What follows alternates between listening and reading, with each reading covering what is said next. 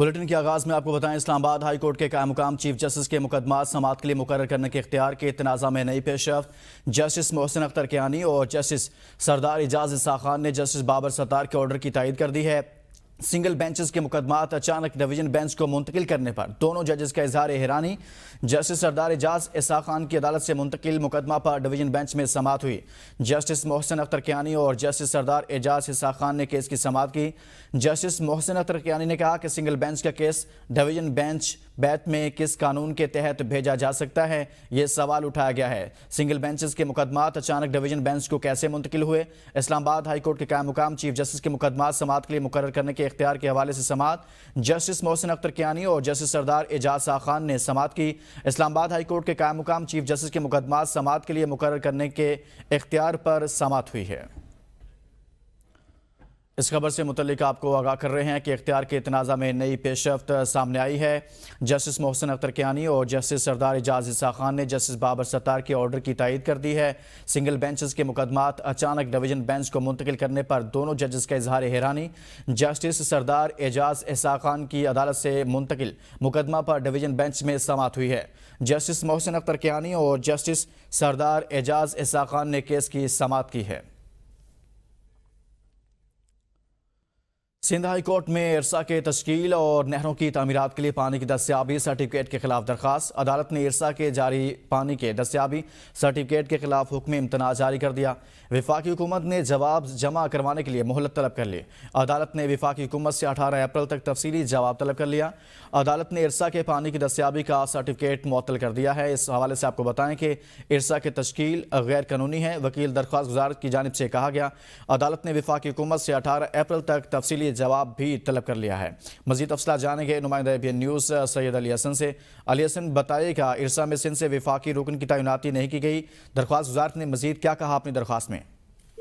جی بالکل، Sindh high court میں ارسا کے تشکیل اور نہروں کی تعمیرات کے لیے پانی کی دستیابی سرٹیفکیٹ کے خلاف درخواست کی سماعت ہوئی ہے۔ سماعت کے موقع پر درخواست گزار کے وکیل کا یہ کہنا تھا کہ ارسا میں سندھ میں وفاقی رکن کی تعیناتی نہیں کی گئی، ارسا کے تشکیل غیر قانونی ہے، غیر قانونی تشکیل کے بعد ارسا کے جاری کردہ تمام فیصلے غیر قانونی ہیں۔ وکیل کا یہ بھی کہنا تھا کہ ارسا نے 25 جنوری کو چولستان اور تھل کینال کی تعمیر کے لیے پانی کی فراہمی کا سرٹیفکیٹ بھی جاری کیا تھا، جبکہ ایڈوکیٹ جنرل سندھ کا یہ کہنا تھا کہ قانونی طور پر ارسا سرٹیفکیٹ کے خلاف عدالتی حکم امتناع کے بعد کینال پر تعمیرات کا کام روک دیا جانا چاہیے۔ عدالت نے فریقین کے موقف سنے ہیں اور ارسا کے جاری پانی کی دستیابی کے جو سرٹیفکیٹ ہے اس کے خلاف حکم امتناع جاری کیا ہے، جبکہ عدالت نے وفاقی حکومت سے 18 اپریل تک تفصیلی جواب بھی طلب کیا ہے۔ عدالت نے ارسا کے پانی کی دستیابی کا سرٹیفکیٹ بھی معطل کر دیا ہے اور مزید سماعت 18 اپریل تک ملتوی کر دی ہے۔ جی بہت شکریہ سید علی حسن، اس حوالے سے آگاہ کر رہے تھے۔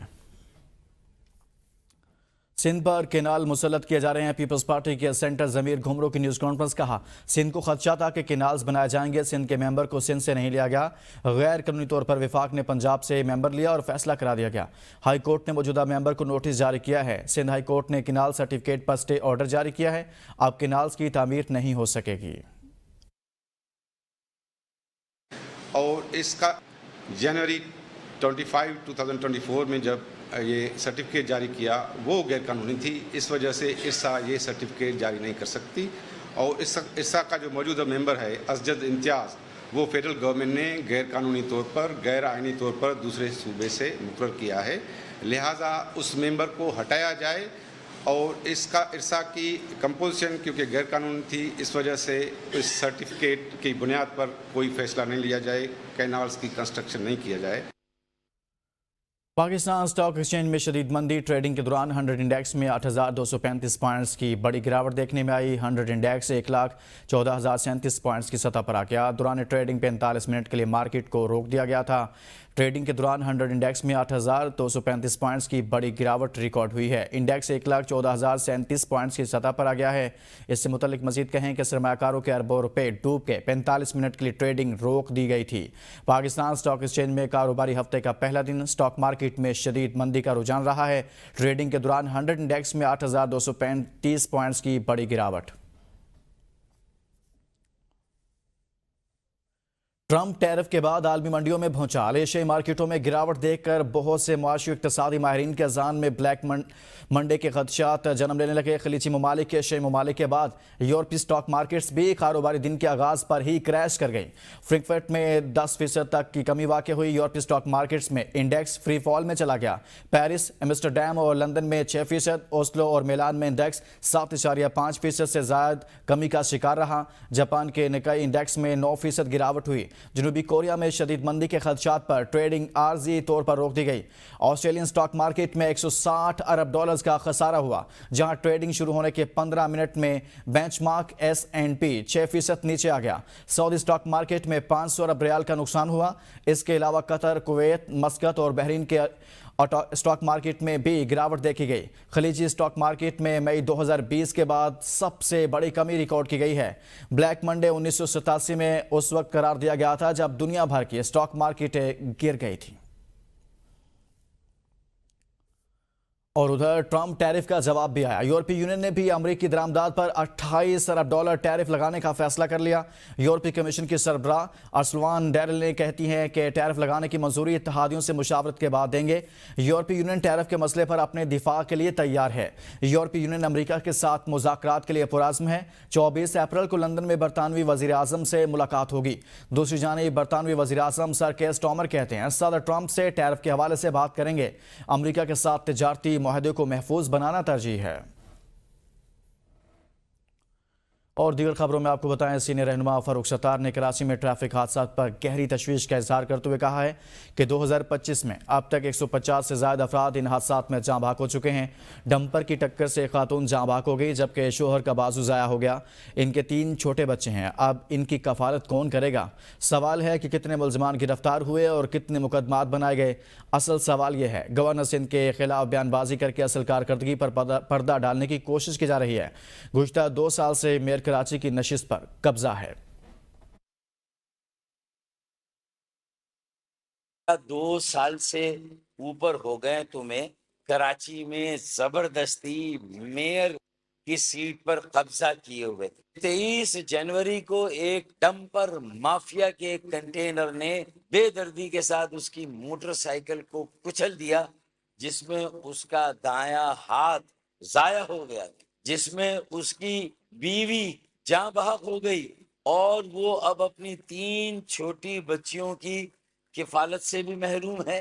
واٹر ٹینکر مافیا کی دہشت گردی اور جو یہ 150 ہلاکتیں ہوئیں، شہادتیں ہوئیں کراچی کے غریبوں کی، ہر زبان بولنے والے پاکستانی شہری کی جو کراچی میں رہتا ہے، ایک تعزیتی بیان نہیں، ان کے دکھوں کا مداوع تو دور کی بات ہے، ان کے زخموں پر مرہم رکھنا بھی جو ہے وہ گوارا نہیں ہوا۔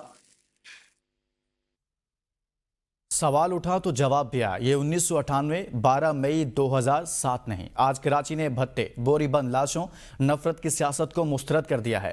فاروق ستار کی پریس کانفرنس پر میئر کراچی مرتضی وہاب کا رد عمل، کہا آج گورنر سندھ کے ترجمان فاروق ستار نے پریس کانفرنس کی۔ گورنر سندھ سے کہتا ہوں کہ ترجمان کے ذریعے نہیں، خود بات کر لیں۔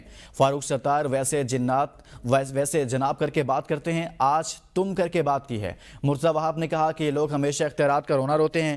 گورنر صاحب ریاست کے نمائندے ہیں، فاروق ستار قومی اسمبلی کے ممبر ہیں، وہ کام کریں، پریس کانفرنس نہیں۔ کروڑوں کی گاڑیوں کا پروٹوکول لیے پھرتے ہیں اور پھر کہتے ہیں ہم عوامی ہیں۔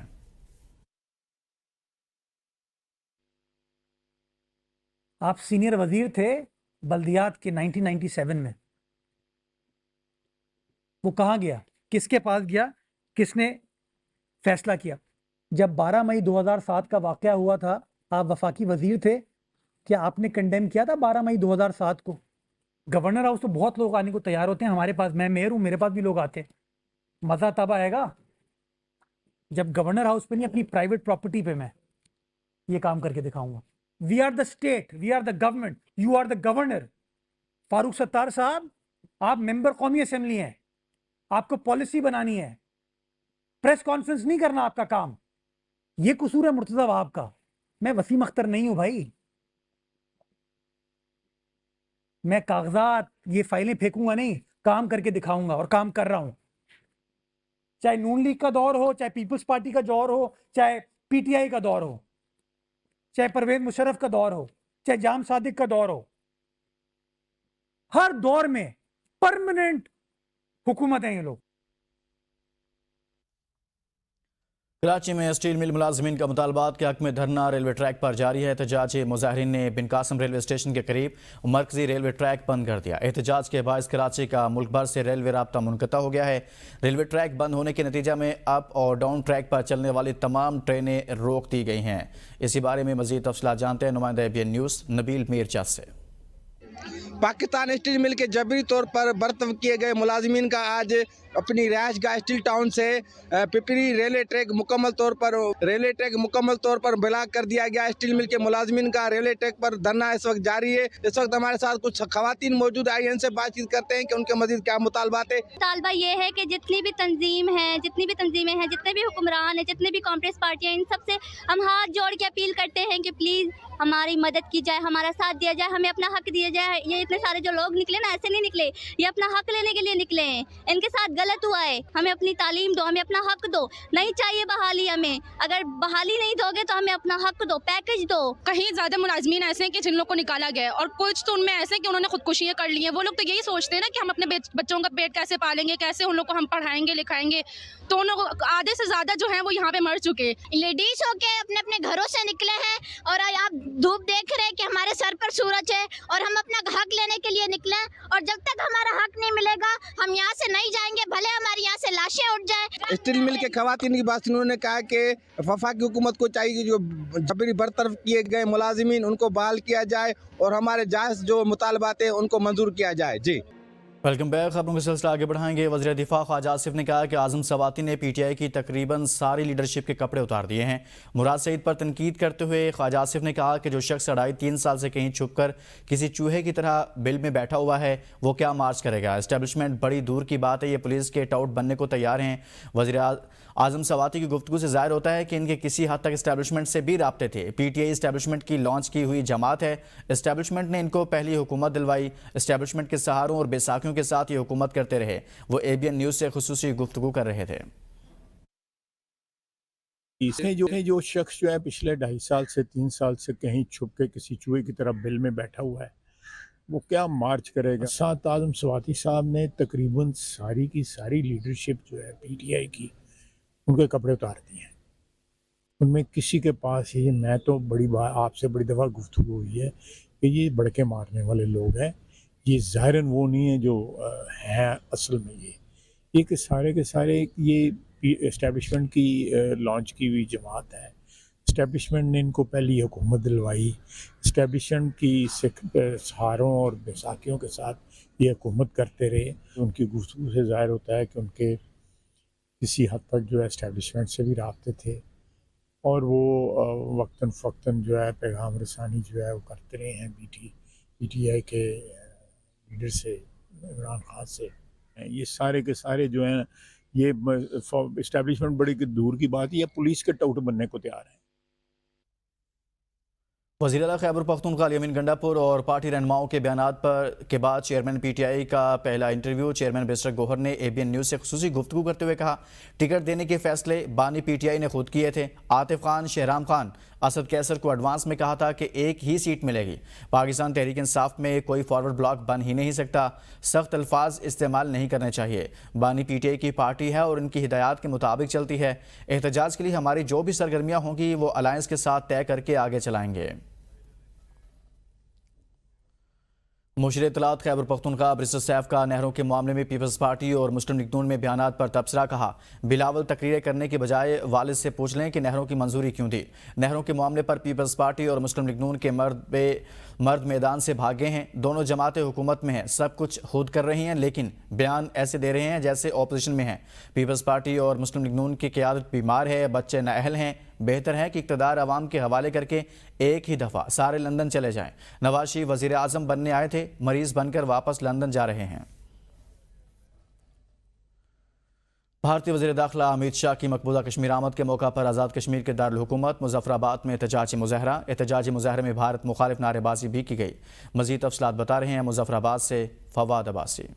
جی بالکل، میں اس وقت موجود ہوں آزاد کشمیر کے دارالحکومت مظفر آباد کے آزادی چوک میں، جہاں پر کشمیریوں کی ایک بڑی تعداد جو ہے اس وقت مظاہرہ کر رہی ہے۔